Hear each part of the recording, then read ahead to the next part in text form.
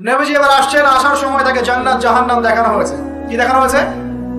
জান্নাত এবং জাহান্নাম। নবীজি বলছেন আমি জান্নাতকে দেখলাম, বিশৃঙ্খলা করেন না, আমি জান্নাতকে দেখলাম, জান্নাতকে দেখলাম, জান্নাতকে ঘিরে রাখা হয়েছে কষ্ট ক্লেশ এগুলো দিয়ে। মানে জান্নাতটা ঘেরা আছে কষ্ট দিয়ে, মানে জান্নাতে যেতে হলে কষ্ট করতে হবে। ঠিক আছে, ফজরের নামাজ উঠতে কষ্ট হয় না? সুদ ছেড়ে দেবো, এটা কষ্ট লাগতেছে না? কষ্ট হবে। আল্লাহর পথে চলতে হলে কিন্তু কষ্ট হবে, মানুষ ভালো মন্দ বলবে, অনেক সমস্যা। জান্নাতকে ঘেরা হয়েছে কষ্ট দিয়ে, আর জাহান্নামকে ঘেরা হয়েছে প্রবৃত্তির দাসত্ব দিয়ে। মন যাচাই তাই করেন না, মন চাচ্ছে মদ খাইলেন, মন চাচ্ছে জেনা করলেন, মন চাচ্ছে সুদ খাইলেন, আর মন যাচাই তা দিয়ে জাহান্নামকে ঘেরা হয়েছে। এবার নবীজি বলছেন জাহান্নামে আমি উঁকি মেরে দেখেছি, জাহান্নামে দেখেছি বেশিরভাগ অধিবাসী, জাহান্নামের বেশিরভাগ মানুষ হচ্ছে উম্মতে মুহাম্মাদের নারী জাতি। বলেন নাউজুবিল্লাহ। এই নারী জাতি মানে আমার বোন, আপনার মা, আপনার স্ত্রী, আমার বোন, আমার মা, আমার স্ত্রী, আমাদেরই তো। নারী কি আমাদের বাইরে? কেন তারা জাহান্নামে যাবে? নবীজি বলছেন কয়েকটা কারণ। এক, তারা বেশি বেশি লানত এবং অভিশাপ করে। এক। দুই, তারা এমন কিছু কাপড় পরে শেষ জামানায় বাইরে ঘুরবে যে কাপড়গুলো পরেও তারা নগ্ন থাকবে, অর্থাৎ বেপরদামির কারণে। তিন, তারা বুক পিঠ চাপড়ায়, প্রলাপ বিলাপ করে, এটা একটা কারণ। চার, তারা স্বামীর সাথে কখনো কখনো কুফরি করে। কেমন? স্বামী সারা জীবন যদি তাদের ভরণ পোষণ ভালোবাসা দিয়ে যায়, কোনো একদিন যদি কোনো সমস্যা সৃষ্টি হয়, বলবে যে সারা জীবন তোমার কাছে কিছুই পাইলাম। এই সবকিছুর ঊর্ধ্বে একটা কারণ আছে, এই সবকিছুর ঊর্ধ্বে একটা কারণ আছে, সেটা হলো, শোনেন, তাদের উদ্ধত মস্তকটা আল্লাহ পাকের বিধানের সামনে সহজে অবনত হতে পারে না, চায় না। এগুলো কিন্তু সব মেয়েদের জন্য নয়, উম্মতে মুহাম্মাদির একটা অংশের মেয়েদের জন্য আল্লাহ নবী এইসব কথা বলেছেন। আবার এমনও মেয়ে আছে, শোনেন, ইমান আমল টিকে রাখার জন্য না খেয়ে থাকতেও রাজি আছে। এমনও মেয়ে আছে, এমনও বহু দিনী বোন, দিনী মেয়ে আছে আমাদের সমাজে, যারা ইমান আমল ধরে রাখতে চায়, পরিবার তাকে রাখতে দেয়। ফেরাউনের ঘরে থেকেও একজন মেয়ে জান্নাতে গিয়েছে, গিয়েছে কিনা? গিয়েছে। অতএব আমরাও যে দুধে দেওয়া তুলসী পাতা এমন নয়, আমাদের মধ্যে বহু খারাপই আছে। কিন্তু নবীজি এখানে স্পেশালি বলেছেন যে শেষ জামানার মেয়েরা, নিসাউনকে আসিয়াতুন আরিয়া, যারা কাপড় পরে নগ্ন থাকবে, মহিলাতুন নামিলা, যারা অন্যকে আকৃষ্ট করবে, অন্যের দিকে আকৃষ্ট হবে, এরা জান্নাতে যাবে না, জান্নাতের গন্ধ পাবে না। নবীজি বলেছেন আমি জাহান্নামে দেখেছি বেশিরভাগ নারী জাতি। এখানে আমার মা, আমার বোন, আপনার মা, আপনার বোনের সতর্ক হওয়ার কি হেদায়েত আছে কি নাই? আর এই মেয়েদেরকে চালাই কি আমরা, না অন্য কেউ? আমরাই তো আমাদের পরিবারকে চালাই কি না? আমরাই তো খাওয়াই পড়ে নাকি? তাহলে আমাদের পরিবারের বোনেরা কি পর্দা করতে পারবে না? প্রতিষ্ঠা করতে পারবেন না? পরিবারের আমাদের মায়েরা, বোনেরা, স্ত্রীরা পর্দা করবে না? এই দায়িত্ব আমাদের না? পরিবারের কর্তা আমরা নই? আল্লাহকে আমাদেরকে জিজ্ঞাসা করবে না? অতএব আমরাও যেন সতর্ক হয়ে যাই, আল্লাহ পাক তৌফিক দান। এই জন্য বলি, বিয়ে করতে হলে আগে দিনদারিতা দেখবেন, তারপর বিয়ে করবেন। দুনিয়াদারিতা দেখে বিয়ে করলে পরে পস্তাবে। ছেলে মেয়ের উভয়ের প্রতি একই নসিহত, বিয়ে করতে যদি হয়, বিয়ে যদি করতেই হয়, তাহলে দিনদারিতা দেখে বিয়ে করবেন। তারপর দেখবেন যে মেয়ের বংশ কেমন, সৌন্দর্য কেমন, এই সেই পরে দেখবেন। আগে দেখবেন দিনদারিতা ঠিক আছে। ছেলের ক্ষেত্রে একই বিধান, আগে দেখতে চান না কত বড় চাকরি করে, কত প্রপার্টিজ আছে, কত বড় বাড়ি, এগুলো পরে দেখবেন। আগে দেখবেন ছেলে নামাজ পড়ে কিনা, ছেলের মধ্যে সুন্নত আছে কিনা, এইগুলো আগে দেখবেন। এই বিয়ে নিয়ে প্রচুর জাহেলিয়াত সমাজে আছে, এই কারণেই পরিবারগুলো এখন ভেঙে যাচ্ছে। আল্লাহ পাক আমাদেরকে সুন্নাহ মেনে চলার তৌফিক দান করুন, বলি আমিন। নবীজি এখানে বলেছেন আমি জাহান্নামে দেখেছি বেশিরভাগ অধিবাসী নারী জাতি। আমাদের বোনদেরকে রিকোয়েস্ট করবো, সতর্ক হয়ে যান, আল্লাহর ওয়াস্তে সতর্ক হয়ে যান। কেন? শুনেন, কেন নবীজি বললেন, এই পয়েন্টটা একটু ভালো করে বোঝেন। কেন নবীজি এই উম্মতের মধ্যে বেশিরভাগ মেয়েকে জাহান্নামী বলেন? আপনি একটু চিন্তা করেন তো, এই উম্মতের মধ্যে কি এমন হয়েছে, এই উম্মতের মেয়েদের সাথে কি এমন হয়েছে যার ফলে মেয়েদেরকে আর ঘরে রাখা যায় না, সব বাইরে চলে আসতেছে? কি হয়েছে এই উম্মতের মেয়েদের সাথে? এই প্রবলেম তো আগে 200-500 বছর আগে ছিল না। 500 বছর আগে আপনি কি কোনো মেয়েকে দেখেছেন আমাদের মেয়েদের মতো বেপর্দায় সারা রাস্তাঘাট, গ্রাম গঞ্জ, একদম অফিস আদালত, বাজার ঘাট সব ঘুরে বেড়াচ্ছে? দেখেছেন 500 বছর আগে, 300 বছর আগে, 200 বছর আগে? লাস্ট সমসাময়িক সময় কি এমন হলো যে মেয়েদেরকে আর ঘরে রাখা যায় না? আমি একটা শব্দ বলে দিই, বাসায় গিয়ে রিসার্চ করবেন, সব বলে দিব। লাস্ট 100-200-300 বছরে একটা মুভমেন্ট, একটা আদর্শ ছড়িয়ে পড়েছে বিশ্বের মধ্যে, তার নাম হলো ফেমিনিস্ট রেভলিউশন। মনে থাকবে, ফেমিনিস্ট রেভলিউশন। এটা নিয়ে ঘাটাঘাটি করেন, বুঝতে পারবেন কেন জাহান্নামের বেশিরভাগ অধিবাসী জাহান্নামে যাবে, নারীরা কেন জাহান্নামে যাবে বেশি বেশি। এই মুভমেন্টটা নিয়ে পড়াশোনা করলেই বুঝতে পারবেন। আল্লাহ পাক আমাদেরকে বোঝার তৌফিক দান করুন, অন্তরের চোখ খোলার তৌফিক দান করুন। নবীজি আরো বলছেন আমি জাহান্নামে গেলাম, জাহান্নাম আমাকে দেখানো হলো, এবং সেখানে আমি একজন ফেরেশতাকে দেখলাম। কি দেখলাম? এই ফেরেশতা আমাকে দেখে হাসে নাই। সবাই মনোযোগ দেন, মেরাজের রাতের সবাই নবী সাল্লাল্লাহু আলাইহি ওয়াসাল্লামের সাথে হাসি মুখে সাক্ষাৎ করেছেন এই ফেরেশতা বাদ দিয়ে। নবীজি বললেন জিবরাইল আলাইহিস সালামকে, সে এত গম্ভীর কেন, তার চেহারা হাসি নাই কেন? জিবরাইল আলাইহিস সালাম বলছেন, যখন থেকে আল্লাহ পাক তাকে জাহান্নামের দায়িত্ব দিয়েছেন, যেদিন থেকে আল্লাহ পাক এই ফেরেশতাকে জাহান্নামের দায়িত্ব দিয়েছেন, ওই দিন থেকে তার চেহারার হাসি চলে গেছে। আর কিছু বলতে হবে? কেন হাসি চলে গেল? খুশিতে? জাহান্নামে আল্লাহ পাকের আযাব এবং এই আযাবের দায়িত্ব পালন করতে গিয়ে তার চেহারা থেকে হাসি চলে গেছে। নবীজি জানালেন তার নাম হচ্ছে মালিক। কি নাম? মালিক। আমরা দোয়া করি আমরা যেন তার সাক্ষাৎ না পাই, আমরা দোয়া করি আমরা যেন তার সাক্ষাৎ না পাই। আমিন। এবার নবী সাল্লাল্লাহু আলাইহি ওয়াসাল্লাম আসছেন, আসার সময় সুঘ্রাণ পাচ্ছেন। সুঘ্রাণ। ও একটা কথা বলি নাই, জান্নাতে তিনি যখন দেখলেন, সেখানে দেখলেন যে এখানে বেশিরভাগ অধিবেশী হচ্ছে এই উম্মতের গরিব মানুষ। এই উম্মতের কারা? গরিব মানুষ, টাকা পয়সা কম, এত হিসাব কিতাব নাই, 5 ওয়াক্ত নামাজ পড়ে, রোজা রাখে, সাধ্যমতো দান সদকা করে, সত্য কথা বলে, জান্নাতে যাবে ইনশাআল্লাহ। গরিবদের 500 বছর আগে, কত বছর আগে? তার মানে এই উম্মতের যদি কেউ গরিব হয়ে থাকি আমরা, কষ্টের কিছু আছে? ইনশাআল্লাহ কষ্টের কিছু নেই। তারপর নবীজি আসছেন, তিনি বলছেন যে আমি একটা মিষ্টি জান্নাতি সুঘ্রাণ পেলাম। আমি জিজ্ঞাসা করলাম এটা কোত্থেকে আসছে? তখন জিবরাইল আলাইহিস সালাম বললেন এই ঘ্রাণ আসছে ফেরাউনের মেয়ের চুল আঁচড়ে দিত একজন দাসী। হঠাৎ একদিন চিরুনি পড়ে গেল হাত থেকে, সে বিসমিল্লাহ বলে চিরুনি উঠিয়েছে, আর দাসী শুনে নিয়েছে। বিসমিল্লাহ মানে? বিসমিল্লাহ মানে কি? আল্লাহর নামে মানে কি? তোমার কি ফেরাউন আমার বাবা ছাড়া আরো কোনো ইলাহ আছে নাকি? তখন সেই মহিলা বলেছিল, হ্যাঁ আমি এক আল্লাহর ইবাদত করি। ফেরাউনেরও রব হচ্ছে আমার আল্লাহ। এই অপরাধে তাকে ফেরাউন বড় আগুনের কুণ্ডলি খুঁড়ে তাকে ওখানে নামিয়ে দিয়েছিল, এবং তার 3টা কি 4টা বাচ্চা ছিল। এই সব বাচ্চাগুলোকে তার চোখের সামনে পুড়িয়ে ফেলেছে। শেষে একটা বাচ্চা ছিল, কোলের বাচ্চা। এই বাচ্চাকে নিয়ে সে লাফ দিবে, তাকে বাধ্য করা হচ্ছে। সে তো নিজে মরতে রাজি, কিন্তু বাচ্চাটা মায়া লাগবে না, সে বাচ্চাকে নিয়ে লাফ দিতে চাচ্ছে না। তখন আল্লাহ পাক ওই বাচ্চার জবানে আল্লাহর কুদরত, আল্লাহর মুজিজা চালু করে দিলেন। ওই বাচ্চা কথা বলা শুরু করল। ওই বাচ্চা বলল, হে আম্মা ইসবিরি ইয়া উম্মা, হে আমার মা সবর করো। আমাদের জন্য আল্লাহ পাক জান্নাত রেখেছেন। লাভ দিয়ে জান্নাত। ওই যে ফেরাউনের স্ত্রী বলা ঠিক না এখানে, ফেরাউনের ওই দাসী যে চুল আশ্রয় দিত, আসিয়া, যার নাম বলা হয় কোনো জায়গায় আসিয়া, এবং তার সন্তানদেরকে যেখানে দাফন করা হয়েছে ওখান থেকে জান্নাতের ঘ্রাণ আসছে। কে পেলেন এই ঘ্রাণ? রাসূলুল্লাহ সাল্লাল্লাহু আলাইহি ওয়াসাল্লাম। এবার তিনি চলে আসছেন, এসে কাবা ঘরের হাতিমে আবার এসে সেখানে আসলেন। এখানে বিমর্ষ মুখে বসে আছে। কেন মন খারাপ? যে আমি যদি এই ঘটনা যদি কালকে এখন সকালে সবাইকে বলা শুরু করি, সবাই তো আমাকে এখন কি বলবে? মিথ্যাবাদী বলবে। এমনিই তো মিথ্যাবাদী বলছে, এখন এই ঘটনা আবার বিশ্বাস করবে কি? এখন সকালবেলা আবু জাহেল আসছে, এসে বলছে যে কি নতুন কিছু ঘটনা ঘটছে নাকি, নতুন কোনো ঘটনা আছে নাকি? টিটকারি করলো নাকি? রাসূল সাল্লাল্লাহু আলাইহি ওয়াসাল্লাম বলছেন আমি গতকালকে আকসায় গিয়েছি। এখন আবু জাহেল বলছে আচ্ছা চমৎকার, আকসায় গিয়েছিলেন তাই নাকি? আর কি করেছে? বলছে আমি এই ঘটনা ঘটেছে আমার সাথে।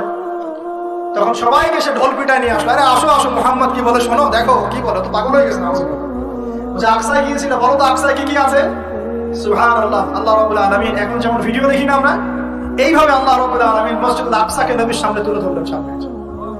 এবং নবী সাল্লাল্লাহু আলাইহি ওয়াসাল্লাম দেখে দেখে বলছেন আকসায় কয়টা দরজা আছে, কয়টা জান্নাত আছে, পূর্ব দিকে কি আছে, পশ্চিম দিকে কি আছে, সিঁড়ি কয়টা, সব বলে দিলেন। এরপর আবু বকর সিদ্দিকের সামনে একজন কাফের গিয়ে বলছে, জানো মুহাম্মদ কি বলেছে? মুহাম্মদ এই কথা বলেছে। আবু বকর সিদ্দিক তখন বলছেন যে আমি তো এর চাইতে কঠিন কথা বিশ্বাস করি। আমি তো বিশ্বাস করি যে নবী সাল্লাল্লাহু আলাইহি ওয়াসাল্লামের কাছে আসমান থেকে আল্লাহর ওহী আসে, আর মেরাজের রাতটা এমন কি, আমি তো বিশ্বাস করি আল্লাহ তার সাথে কথা বলেন, আল্লাহ পাকের কথা তার কাছে আসে, আল্লাহর কালাম তার কাছে আসে। ওই দিন থেকে নবী সাল্লাল্লাহু আলাইহি ওয়াসাল্লামের এই সাহাবীর নাম হয়ে গেল আবু বকর সিদ্দিক। এখন এর মাঝখানে আর কয়েকটা কথা হচ্ছে, আমাদের নবী পরে হাদিসে জানিয়েছেন, এগুলো বলে শেষ করছি। নবীজি বলছেন আমি যখন মেরাজের রাতে গিয়েছি, আমাকে আল্লাহ পাক কিছু আযাব দেখিয়েছেন। কি দেখেছেন ভাই? আমরা দোয়া করি আল্লাহ পাক এই আযাবগুলো থেকে আমাদেরকে বাঁচান, এবং যে পাপের কারণে এই আযাব হয় সে পাপ থেকে আমাদেরকে বাঁচান। বলেন আমিন। আর একটা কথা বলে রাখি, যেহেতু নবীকে এই আযাবগুলো দেখানো হয়েছে, অন্য কোনো নবীকে কিন্তু দেখানো হয় নাই। কাকে দেখানো হয়েছে? আমাদের নবীকে। তার মানে এই পাপগুলো এবং এই আযাব আমাদের উম্মতের মধ্যেই বেশি থাকে। বুঝতে পারছেন না? এই আযাব এবং পাপগুলো কি অন্য কোনো নবীকে দেখানো হয়েছে? আমাদের নবীকে দেখানোর কারণ কি? কারণ আপনার উম্মতের মধ্যে এই পাপগুলো ছড়াবে বেশি, এবং আপনার উম্মতের একটা অংশ এই আযাবগুলো ভোগ করবে। কি আযাব? নবীজি যাচ্ছেন, দেখছেন, যুবকরা শোনা ভালো করে, নবীজি দেখছেন একটা চুলা, কি ভাই, তন্দুর রুটি দেখেছেন যে চুলায় রান্না করে, ঠিক ওই রকম শব্দই হাদিসে এসেছে, তান্দুর। এই চুলা এমন চুলা যার মাথাটা হচ্ছে সরু, নিচের দিকটা মোটা, নিচে আগুন জ্বলছে, ভিতরে কিছু মানুষ আছে, নিচ থেকে আগুনের দাবদাহ আসছে। যখনই আগুন আসছে জাহান্নামের, তখন তারা ধাউ ধাউ করে উপরে উঠছে, আবার যখন আগুন নেমে যায় তখন তারা নিচে নেমে যায়। নবীজি মর্মান্তিক দৃশ্য দেখে বললেন যে এরা কারা, যাদেরকে এমন আযাব দেওয়া হচ্ছে? জিবরাইল আলাইহিস সালাম বললেন, যুবক ভাই শোনেন ভালো করে, জিবরাইল আলাইহিস সালাম বললেন এরা হচ্ছে আপনার উম্মতের সেই সব ব্যক্তি যারা বিবাহ বহির্ভূত জিনা করেছে। এই পাপটা মারাত্মক। আল্লাহ পাক আমরা সবাইকে এই পাপ থেকে ফিরে আসার তৌফিক দান করুন, এবং এই পাপ যদি করে থাকেন হতাশ হবেন না, তওবা করে আজকেই ফিরে আসবেন। তওবা করলে আল্লাহ পাক যে কোনো পাপ মাফ করে দেবেন ইনশাআল্লাহ, যে কোনো পাপ। তওবা খাস করতে হবে, কোনোদিন এই পাপে লিপ্ত হওয়া যাবে না। এই যে গত 3-4 দিন আগে একটা দিবস চলে গেল না, লক্ষ লক্ষ কোটি কোটি যুবক যুবতী পাপ করেছে, করে নাই? আর আমরা উস্কে দিয়েছিলাম কাছে আসার গল্প, অমুক তমুক, হাবি জাবি, কত কথা। আর এদের স্লোগানগুলো এত চটকদার, খুব মজা লাগে, খুব মজা, মুখরোচক ভাবে উপস্থাপন করে। আল্লাহ পাকের কাছে আসার গল্প করা যায় না, রাসূলের কাছে আসার গল্প করা যায় না। আসলে এখনকার মিডিয়াগুলো এতটাই নির্লজ্জ হয়ে গেছে। কেন বলছি শোনেন, ইসলামের সাথে শত্রুতা তো আছেই, কোনোদিনও আল্লাহর কাছে আত্মসমর্পণ করা লাগে এমন কোনো ওয়ার্ডও বলবে না। টাইটেল দিবে ভূমিকম্পের কাছে মানুষ কত অসহায়, টাইটেল দিয়েছে। প্রাকৃতিক বিপর্যয়ের সামনে মানুষ কত অসহায়, প্রকৃতির কাছে মানুষ কত অসহায়, এসব টাইটেল দিয়ে ভিডিও দিচ্ছে। ওই যে ভূমিকম্প ইস্যুতে একটা বারও বললো না যে এই আল্লাহ পাকের কাছে, আল্লাহর শক্তির সামনে মানুষ কত অসহায়। ওই শব্দ ব্যবহার করা যাবে না। ওই শব্দ ব্যবহার করলে আপনি মৌলবাদী হয়ে যাবেন। যে প্রকৃতিটা কি? প্রকৃতি কে? প্রকৃতি কাকে বলে? কত প্রকার? প্রকৃতির স্রষ্টা কে? প্রকৃতি কে নিয়ন্ত্রণ করছে? ভূমিকম্পের কোনো ক্ষমতা আছে না? ভূমিকম্প যে দেয় তার ক্ষমতা আছে। এই সাগরের কোনো ক্ষমতা আছে? সাগরে যে জলোচ্ছ্বাস দেয় তার ক্ষমতা আছে। এই মাটিটাকে স্থির কে রেখেছে? এখন আমরা তো এখনো মহাবিশ্বে ঘুরছি, বুঝছি না? এই যে ওয়াজ করছি যখন আমরা, এখনো পৃথিবীটা ঘুরছে, আমরা কি বুঝতে পারছি? কে পৃথিবীকে স্থির রাখলো? কেউ বলবে না যে আল্লাহর আযাবের সামনে মানুষ কত অসহায়। হ্যাঁ, বলবে প্রকৃতির সামনে মানুষ কত অসহায়, ভূমিকম্পের সামনে মানুষ কত অসহায়। মানে এমন এমন চটকদার কিছু শব্দ দিবে, এই শব্দগুলো আপনাকে চিনিয়ে দিবে যে কারা আল্লাহর বাহিনী, কারা আল্লাহর দুশমনের বাহিনী। এখানে যুবকদেরকে উৎসাহিত করা হয়েছে না জেনার জন্য। আর নবী সাল্লাল্লাহু আলাইহি ওয়াসাল্লামকে কেন দেখানো হলো? কারণ তার উম্মতের মধ্যে জেনার পাপ ছড়িয়ে পড়বে বেশি। কিসের মধ্যে? চুলার মধ্যে শাস্তি দেওয়া হচ্ছে, চুলায় শাস্তি দেওয়া হচ্ছে। নবীজি বলছেন তাদের ভিতর থেকে এত দুর্গন্ধ বের হচ্ছিল যেন মনে হচ্ছিল যে কোনো পাবলিক টয়লেটের পাশ দিয়ে আমরা যাচ্ছি। প্রিয় ভাই, আল্লাহর ওয়াস্তে জিনার ধার কাছেও যায় না। আল্লাহ পাক বলেছেন ওয়ালা তাকরাবু জিনা, জিনার কাছেও যেও না। এক নাম্বার শাস্তি কি দেখেছেন নবী সাল্লাল্লাহু আলাইহি ওয়াসাল্লাম? কিসের শাস্তি? তন্দুর চুলার মধ্যে আগুনের শাস্তি। কিসের পাপের কারণে? বলেন, জিনা। এই উম্মতে মুহাম্মাদের মধ্যে জিনা ছড়িয়ে পড়েছে কিনা? এখন আমরা কি এই স্রোতে গা ভাসাবো না দূরে থাকবো? আমরা হালাল উপার্জনের সোর্স তৈরি করব, পরে হালাল বিয়ে করবেন। হালাল উপার্জনের মাধ্যম তৈরি করবেন, পরে বিয়ে করবেন। বিয়ের আগে কোনো পীড়িত নাই, সব পীড়িত বিয়ের পরে পারা যাবে ইনশাআল্লাহ। আর সব আগে ভাগে খেয়ে শেষ করে ফেললে পরে খাবেন, তাই না বিষয়টা? আচ্ছা, এবার সামনে যাই। নবী সাল্লাল্লাহু আলাইহি ওয়াসাল্লাম সামনে গেলেন, গিয়ে দেখলেন, এবার দেখলেন কিছু মানুষ বসে আছে। কিছু মানুষ বসে আছে, সামনে আছে টাটকা তরতাজা গোশত, একদম ধোঁয়া উঠতেছে, ওই কালা ভুনার মতো। আর পাশে রাখা আছে পচা, নোংরা, আবর্জনাময় গোশত। এই মানুষগুলো ভালো গোশত খাচ্ছে না, এই মানুষগুলো পচা গোশতগুলোই খাচ্ছে, দুর্গন্ধযুক্ত। নবীজি বলেন এরা কারা? নবী সাল্লাল্লাহু আলাইহি ওয়াসাল্লামকে বলা হচ্ছে এরা আপনার উম্মতের সেই সব ব্যক্তি যারা বিবাহিত। ভালো করে শোনেন, এরা আপনার উম্মতের সেই সব ব্যক্তি যারা বিবাহ বহির্ভূত সম্পর্ক করেছে। মানে বিয়ে করার পরেও, বাসায় স্ত্রী থাকার পরেও বাইরে জেনা করেছে, বাসায় স্বামী থাকার পরেও বাইরে জেনা করেছে। এখন আমাকে বলেন তো, উম্মতে মুহাম্মাদের মধ্যে সমকালীন সময় এই ফিতনাটা ছড়িয়ে পড়ে নাই? পরকীয়া ছড়িয়ে পড়ে নাই? এটা হলো পরকীয়ার স্পেশাল শাস্তি। কারণ পবিত্র হালাল ফ্রেশ জিনিস ওদের ঘরে ছিল, খাইতে ভালো লাগে না, ওদের নোংরা পচা জিনিস খেতে ভালো লেগেছে। আল্লাহ পাক কিয়ামতের মাঠে ওই বারজাখের জীবনেও ওই একই শাস্তি দিবে ইনশাআল্লাহ। আর এখন তো মিডিয়ার মধ্য দিয়ে এই যে বিভিন্ন সিরিয়ালস, নাটক, হাবি জাবি এগুলোর মধ্য দিয়ে এটাকে উস্কে দেওয়া হচ্ছে, এটাকে অ্যাভেলেবেল করে ফেলা হচ্ছে। আর যারা বড় বড় শহরে থাকে এগুলো তো ফিতনা আরো বেশি, আরো বেশি। আল্লাহ পাক আমাদের মা বোনদেরকে বোঝার তৌফিক দান করুন, আর আমাদের ভাইদেরকে বোঝার তৌফিক দান। আমাদের সবাইকে আল্লাহ পাক পরকীয়ার মতো নোংরা পাপ থেকে হেফাজত করুন, বিবাহ বহির্ভূত সম্পর্ক থেকে হেফাজত করুন। আরো সামনে যান, নবীজি দেখলেন এবার একটা রক্তের নদী। কিসের নদী ভাই? প্রশ্ন করবো কেন রক্তের নদী, উত্তর দিতে হবে। ওই রক্তের নদীতে আল্লাহ পাক কিছু মানুষকে রেখেছেন। ফেরেশতারা পাথর দিয়ে তাদের মাথা ফাটিয়ে দিচ্ছে, পাথর ছিটকে অন্য জায়গায় চলে যাচ্ছে, পাথর নিয়ে আসার মুহূর্তের মধ্যেই মাথা আবার জোরে লেগে যাচ্ছে, আবার পাথর দিয়ে মাথা ফাটিয়ে দেওয়া হচ্ছে, আবার পাথর ছিটকে চলে যাচ্ছে। নবীজি জিজ্ঞাসা করলেন এরা কারা যাদেরকে শাস্তি দেওয়া হচ্ছে? নবী সাল্লাল্লাহু আলাইহি ওয়াসাল্লামকে জিবরাইল আলাইহিস সালাম বললেন এরা আপনার উম্মতের সেই সব ব্যক্তি যারা সুদখোর ছিল। কি ছিল? এখন বলেন রক্তের নদী কেন? বলেন, উত্তরটা দেখি কে বলতে পারবেন? বিসমিল্লাহ। মাশাআল্লাহ, মাশাআল্লাহ, শুকরিয়া। সুদের মধ্য দিয়ে এক শ্রেণীর মানুষ ধনী হয় আর এক শ্রেণীর মানুষ গরিব হয়। সুদের মধ্য দিয়ে গরিব মানুষের রক্তটাকে চুষে খাওয়া। এই কারণেই কিয়ামতের মাঠে এবং বারজাখের জীবনে রক্তের নদীতে ফেলে মাথাটা ফাটিয়ে দেয়। মাথা কেন ফাটানো হবে? এই মাথা দিয়ে শয়তানি বুদ্ধিটা বের করেছিল যে ইন্নামাল বাইউ মিসলুর রিবা, সুদ হচ্ছে ব্যবসার মতোই। এই শয়তানি কোথা থেকে বের হইছে? এই মাথা থেকে। এই কোন মাথা ফাটাই দাও। আল্লাহ তাকে শাস্তি খুব নিপুণ। আমি চিন্তা করার চেষ্টা করেছিলাম আজকে কেন এই শাস্তিগুলো এইভাবে আসবে। আল্লাহু আ'লাম বিসওয়াব, আল্লাহ ভালো জানেন, তবে আমাদের কাছে এটা মনে হয়। এরপর সামনে যান, এই পাপের কারণেই আরো কিছু মানুষকে শাস্তি পেতে দেখা গেছে। নবীজি দেখেছেন আরো এক শ্রেণীর মানুষ যাদের পেটটা ফুলে আছে। প্রাসাদ দেখেছেন, অট্টালিকার মতো পেটটা ফুলে আছে, ভিতরে সাপ কিলবিল করছে। না না না না না, নবীজিকে জিজ্ঞাসা করলেন এরা কারা? এই হাদিসেও আছে এরা ছিল আপনার উম্মতের সুদখোর ব্যক্তি, পেটের ভেতর সাপ কিলবিল করছে। আর একটা জায়গায় তিনটা দেখা গেছে সুদখোর শাস্তি। কয়টা ভাই? তিনটা। একটা দেখলাম রক্তের নদীতে মাথা ফাটানো, একটা হচ্ছে পেটের মধ্যে সাপ কিলবিল করছে, আরেকটা হচ্ছে দেখলেন কিছু মানুষ পানিতে হামাগুড়ি দিচ্ছে এবং পাথর খাচ্ছে। কি খাচ্ছে ভাই? পাথর। এবং এই পাথরটা ভিতরে যাচ্ছে, গিয়ে পিছনের রাস্তা দিয়ে বের হয়ে যাচ্ছে। নবীজি বলেন এরা কারা? একই উত্তর দিলেন জিবরাইল আলাইহিস সালাম, এরা হচ্ছে আপনার উম্মতের সুদখোর ব্যক্তি। সুদের এই তিনটা শাস্তি স্পেশাল দেখা গেছে। কেন আল্লাহ ভালো জানেন, আমরা সব ব্যাখ্যা করতে পারবো। নবীজি আরো সামনে এগিয়ে গেলেন, তাকে দেখানো হলো এবার এক শ্রেণীর ব্যক্তি হাতগুলো, নখগুলো তামার মতো লম্বা, তামার নখ, লম্বা লম্বা নখ। দেখেছেন? কোন মুভির মতো দেখা গেছে, ছবির মতো তামার লম্বা লম্বা। হ্যাঁ, তো এই নখগুলো দিয়ে তারা চোখ এবং গাল আঁচড়াচ্ছে, কোনো ক্ষেত্রে বুক আঁচড়াচ্ছে এবং ওই গোশতগুলো খাচ্ছে। নবী জিজ্ঞাসা করলেন এরা কারা? নবীজিকে বলা হচ্ছে এরা আপনার উম্মতের সেই সব ব্যক্তি যারা বেশি বেশি গীবত করত এবং অন্যের নামে মিথ্যা অপবাদ ছড়াতো। আর সতর্ক করে দেই, এই পাপটা কিন্তু এখন ছেলে মেয়ে সব সমাজে বেশি হয়। কি আলেম জালেম সব সমাজে বেশি হয়। কোনো ক্ষেত্রে ওয়াজ মাহফিলের প্যান্ডেলগুলোর মধ্যে বসে বসে মানুষের গীবত করা হচ্ছে। এবং অনলাইনের ফেসবুক আর ইউটিউবের যে কন্টেন্টের যুগগুলো চলছে, এখানে কারণ থাক না থাক মানুষের গীবত প্রচুর হচ্ছে। কোনো কারণে হোক অকারণে হোক, সতর্ক হয়ে যাবেন।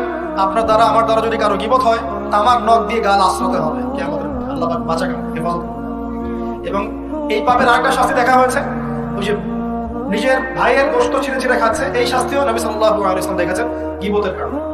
আর সামনে গেলেন, দেখলেন এক শ্রেণীর মানুষকে আগুন খাওয়ানো হচ্ছে এবং আগুনগুলো পিছনের রাস্তা দিয়ে বের হয়ে যাচ্ছে।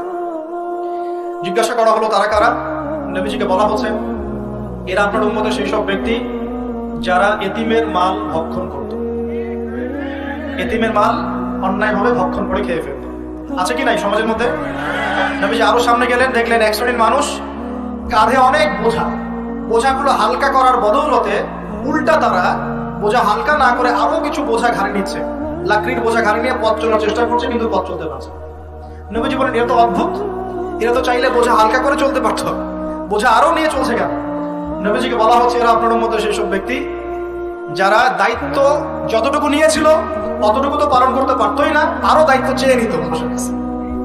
দায়িত্ব চেয়ে নেওয়ার সংস্কৃতি চলছে না এখন।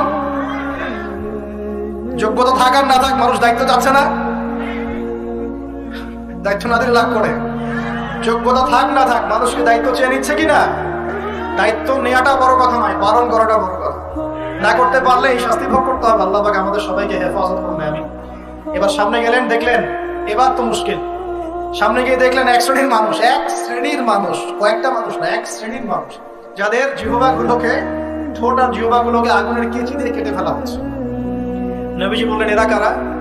রাসূল সাল্লাল্লাহু আলাইহি ওয়াসাল্লামকে বলা হচ্ছে, এরা আপনার উম্মতের সেই সব ব্যক্তি যারা ছিল ওয়াইজ বক্তা, আলেম ওয়াইজ বক্তা, যারা মানুষের সামনে দ্বীনের কথা বলতো কিন্তু নিজেরাই সেই দ্বীনের প্রতি আমল করত। আল্লাহ রাব্বুল আলামিন আমাকে এবং আপনাদের সবাইকে এই মর্মান্তিক শাস্তি থেকে বাঁচানো। যা বলবো তার উপর আমল করার তৌফিক দান করুন, যা জানবো তার উপর আমল করার তৌফিক দান করুন। যা বলি আমল করি না সেটা প্রয়োজনে বলার দরকার নেই, এটা আমল করি না সেটা প্রয়োজনে বলার দরকার নাই। আল্লাহ পাক আমাদেরকে রাসূলের সুন্নাহ মাফিক দাওয়াতি কাজ করার তৌফিক দান করুন এবং এই শ্রেণীর বক্তার অন্তর্ভুক্ত হওয়া থেকে আল্লাহ পাক আমাদেরকে বাঁচান। এইভাবে তিনি আরো বেশ কিছু শাস্তি দেখলেন, তারপর তাকে ফিরিয়ে আনা হলো। এই মেরাজের ঘটনা এভাবে শেষ হলো। এখন এই পুরো মেরাজের ঘটনা আমরা যা শিখলাম, রাসূলুল্লাহ সাল্লাল্লাহু আলাইহি ওয়াসাল্লামের এই মেরাজ উম্মতে মুহাম্মাদের জন্য খাস কিনা, আমাদের জন্য খাস কিনা? এরকম ঘটনা কি বিশ্বে আর কোথাও ঘটেছে? এই পুরো হিস্ট্রির মধ্যে কি এরকম ঘটনা কখনো ঘটেছে?